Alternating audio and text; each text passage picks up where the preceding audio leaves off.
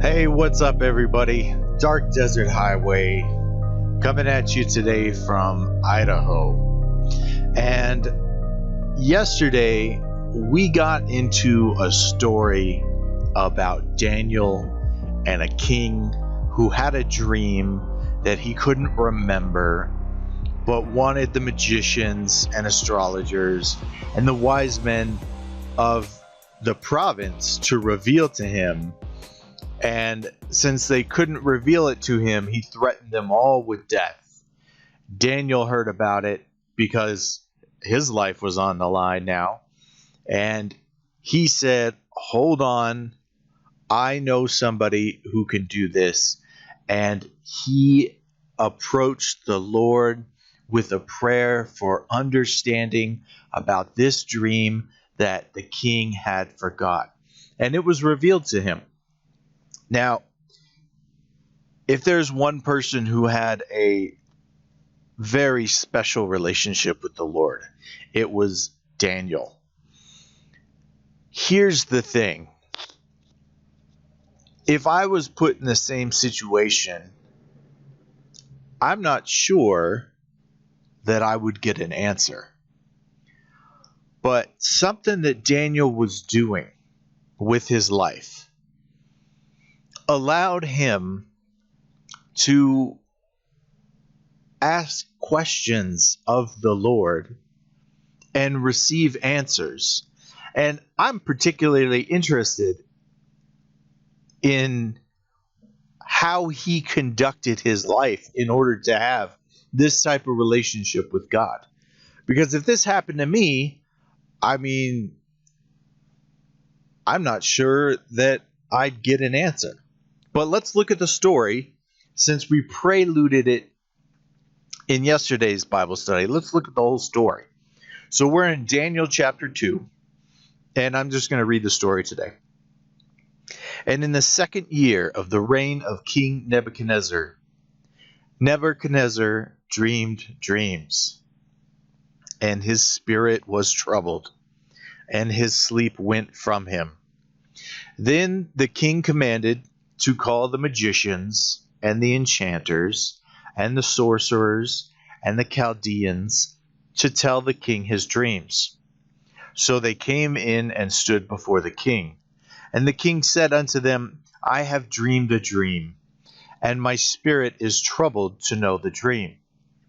Then spake the Chaldeans to the king in the Syrian language, O king, live forever. Tell thy servants the dream, and we will show the interpretation. The king answered and said to the Chaldeans, The thing is gone from me. If ye make not known unto me the dream and the interpretation thereof, ye shall be cut into pieces, and your houses shall be made a dunghill.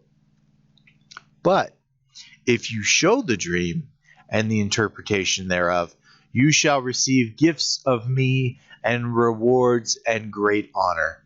Therefore, show me the dream and the interpretation thereof. And they answered the second time, and they said, Let the king tell his servants the dream, and we will show the interpretation. The king answered and said, I know of a certainty that you would gain time, because you see that the thing is gone from me. But if ye make not known unto me the dream, there is but one law for you have prepared lying and corrupt words to speak before me, till the time be changed. Therefore, tell me the dream, and I shall know that you can show me the interpretation thereof. The Chaldeans answered before the king and said, There is not a man upon the earth that can show the king's matter, forasmuch as no king, lord, or ruler hath asked such a thing of any magician or enchanter or Chaldean.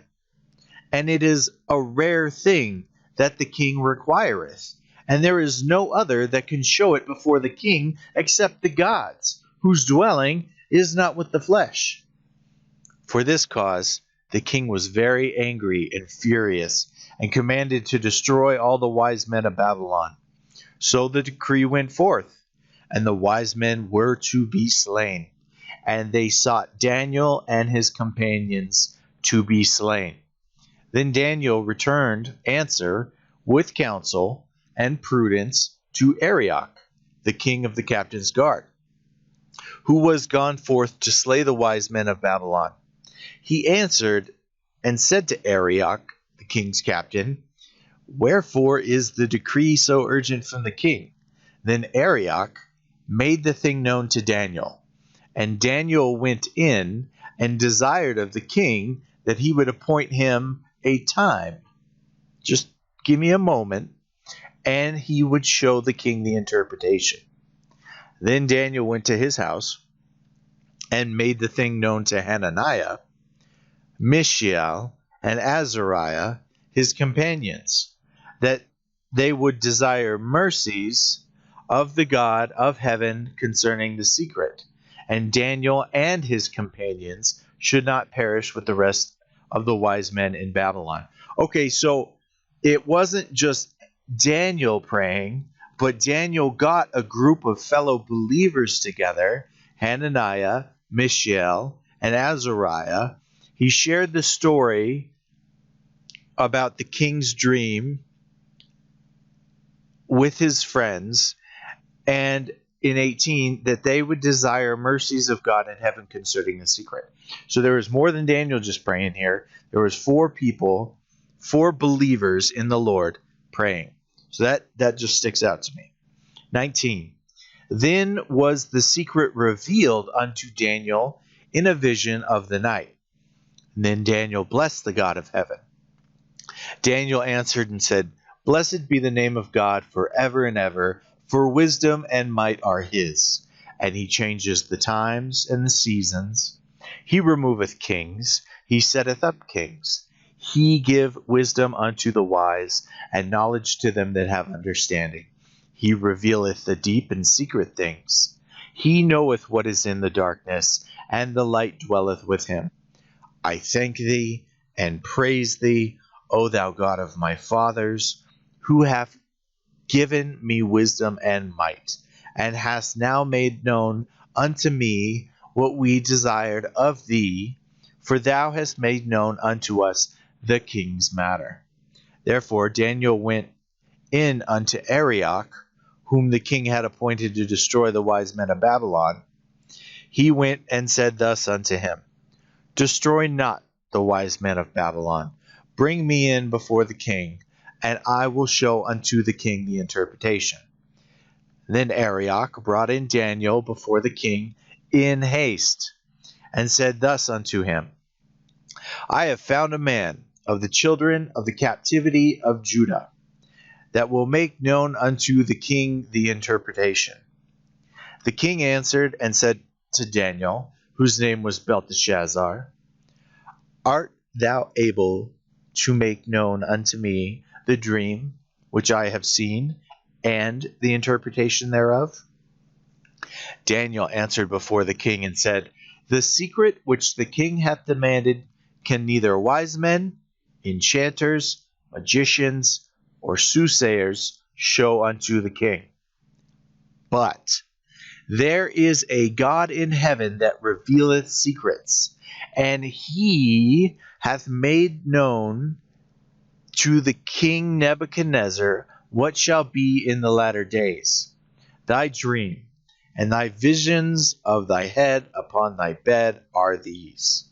As for thee, O king, thy thoughts came into thy mind upon thy bed, what should come to pass hereafter.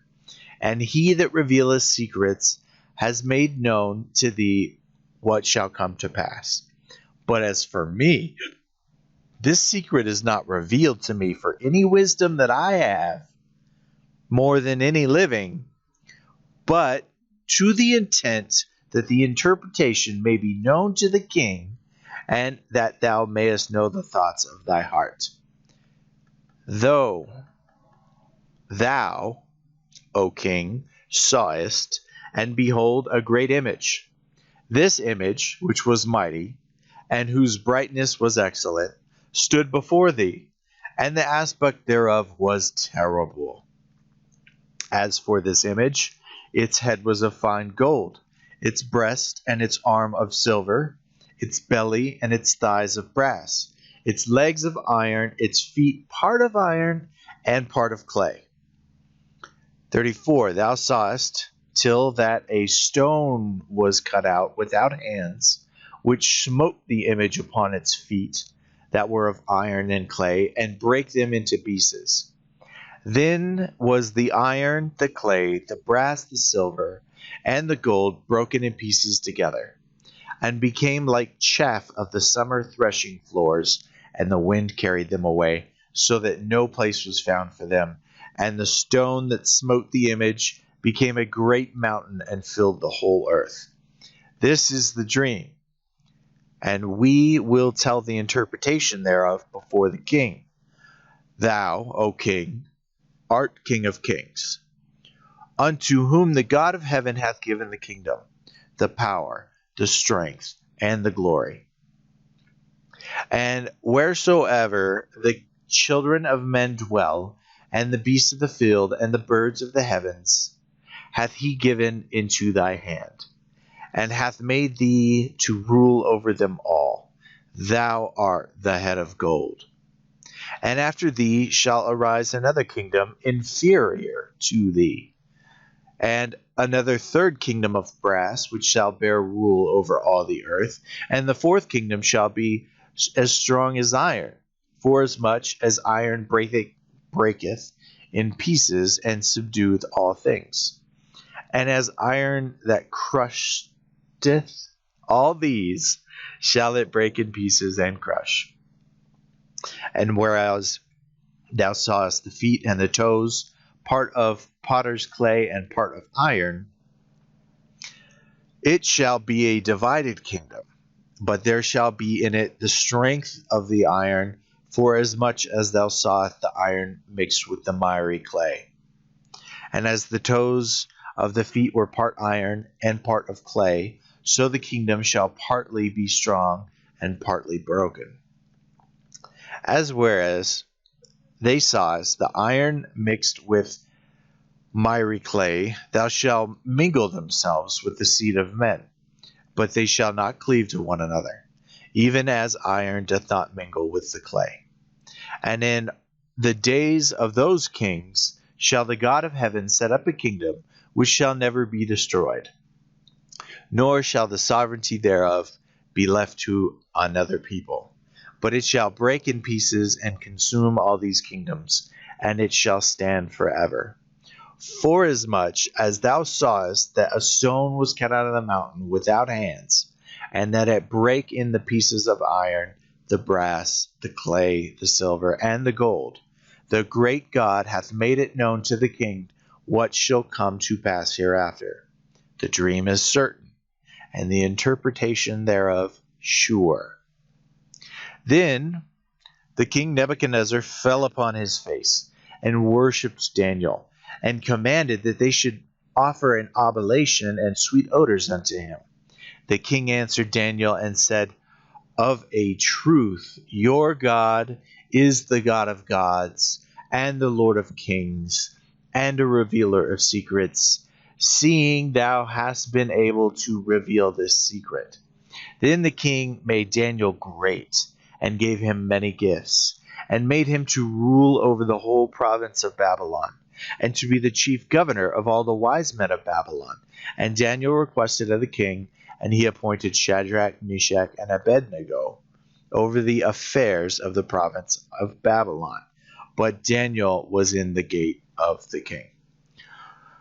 So, Daniel had a specific type of relationship with the Lord. Now, we read earlier that from the first day, Daniel had set his heart to understand and humbled himself before the Lord, that his words were heard. So that's a very key part of Scripture right there.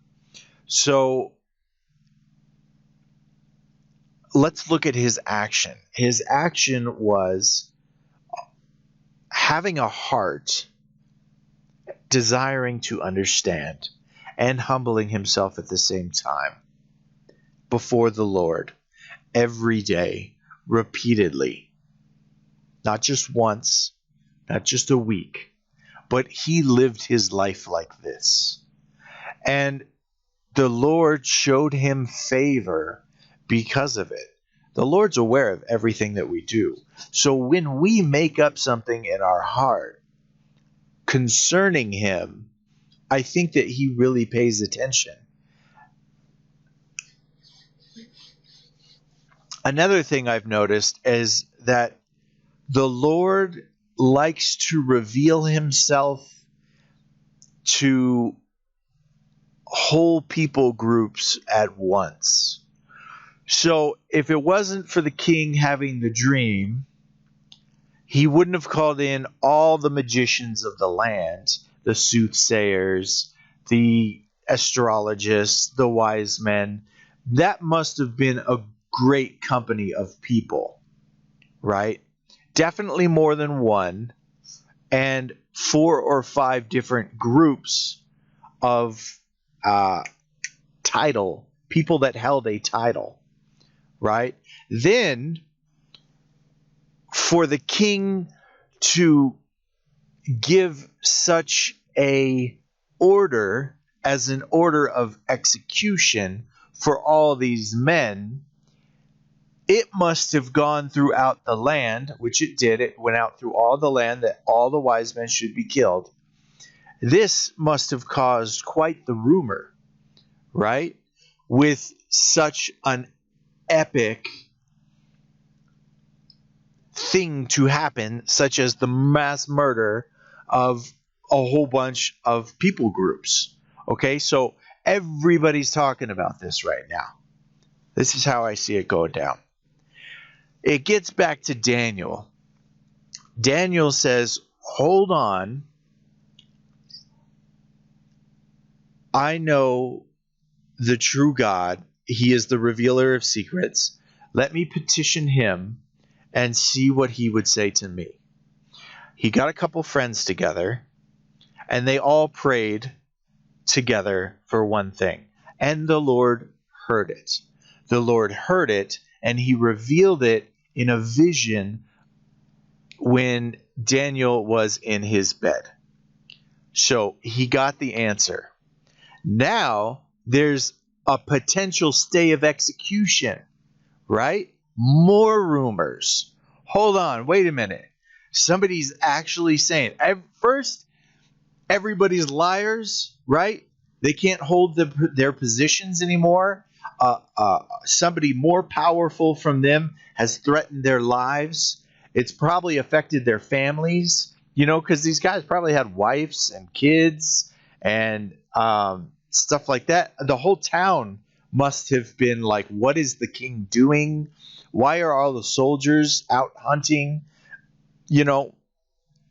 hunting down these people? And then Daniel comes up and stops the whole thing. And says to the king, I can do this. But it's not because of anything that I possess personally.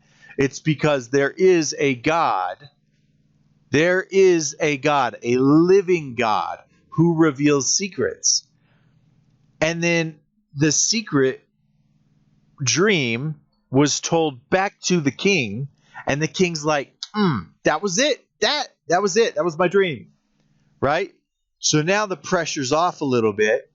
Everybody's kind of maybe taking a breath, but this has caused quite the ruckus, quite the story among the whole kingdom of Babylon, right? I mean, if the king's involved with it, the king has his servants, his armies, his people in legislative positions, probably his lawmakers, his counsel. This was a big deal. A lot of people were paying attention to this, and I think that the Lord likes to reveal himself in situations like this. Like, I am here. I am the only God. I have power. I have power to reveal to you the secrets of your heart, because I know your heart. I know your dreams. I have a record of everything that's going on. So now the king, who had captured the Hebrew nation, and were holding all of their people prisoners in his land, because he subdued their land, took them as prisoners, and then brought them over to his land. So everybody, part of the, what do you call it? The refugees? I'm not sure what the war word would be for prisoners of war in this situation, but they were basically prisoners of war. And so, this affects them too. So everybody has been affected by this dream that can't be remembered. And then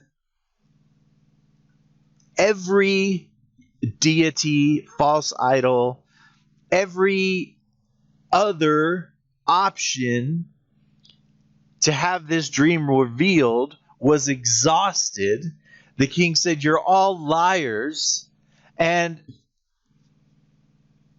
But here steps in Daniel with the interpretation, where everybody else failed, using all their magic and all their techniques and all the dark sorceries of demons, and everything failed. Nothing worked. There was nobody who could reveal this secret. And then Daniel comes up and is like, I know it. I know it, but it's not because I'm special, like I did anything, have any special knowledge, or I didn't command this to happen. It was given to me by the living God, the living God, the revealer of secrets. And Daniel says that, he makes a point of saying that. Let's see if I can get back up to where he makes a point about saying this.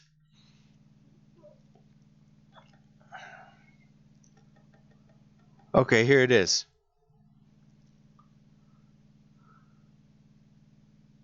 In verse 30. But as for me, this secret is not revealed to me for any wisdom that I have more than any living, but to the intent that the interpretation may be known to the king, and that thou mayest know the thoughts of your own heart.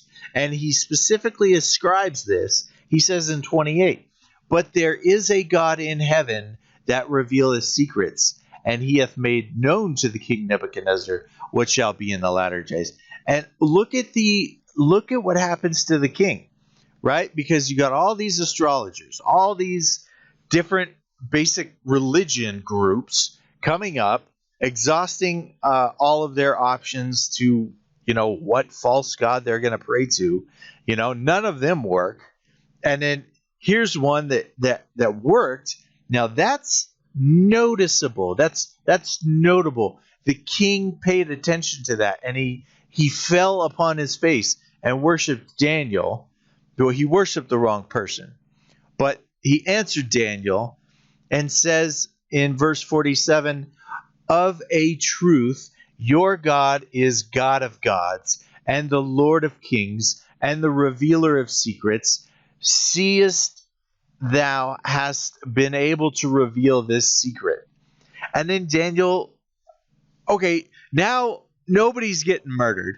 Everybody's going, whew, that was close, right?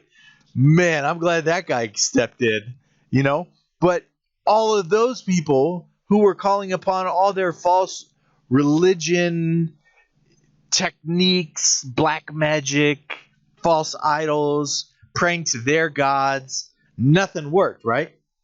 They got to be standing on the sidelines going, that guy's got something special, right? That guy, he's got something that none of us got. So they're probably questioning themselves and what they've devoted their entire lives to, basically being, a falsehood. So they've probably got some, thoughts about this what's going on. Now nobody's getting killed. The whole city probably knows about it. God likes to reveal himself to whole groups of people at the same time. And you see that, in the Bible a lot of times, So anyways, I just wanted to read a story today. That's all I got. I hope that you guys have a good day.